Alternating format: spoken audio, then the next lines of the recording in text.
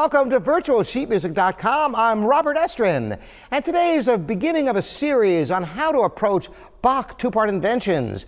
These are masterful works. They're not very long, and they're brilliantly conceived.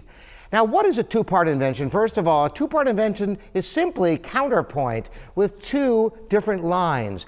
In other words, there's never more than two notes playing the whole piece, and yet it's an amazing composition. It's built with a subject and a counter-subject, and it's being able to delineate the subject and the counter-subject that makes these pieces sparkle.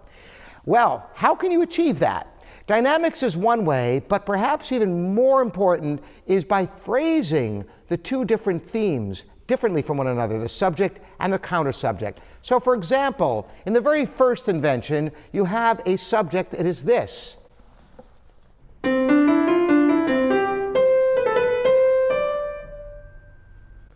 And you have a counter-subject that's this. And the entire piece is built upon just those two elements. Listen how the very first section sounds like.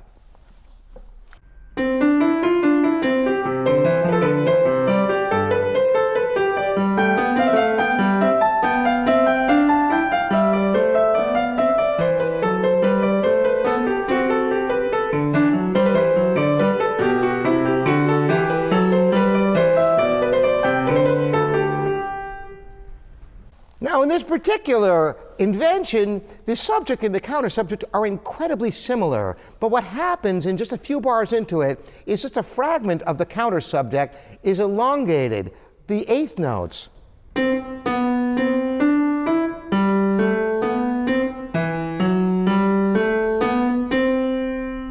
Notice how I play them legato in groups of notes, with the last one being short.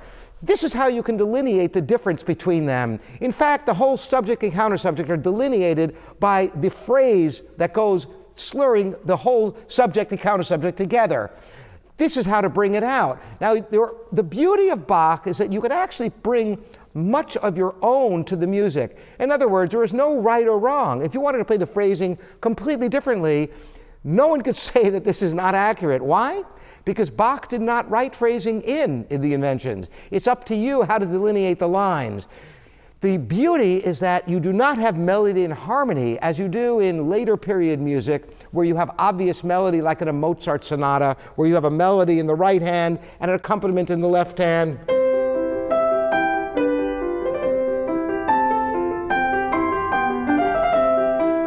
The left hand merely being broken chords. Here, everything is melody. So the secret is bringing out the melody wherever it occurs and try to delineate phrasing.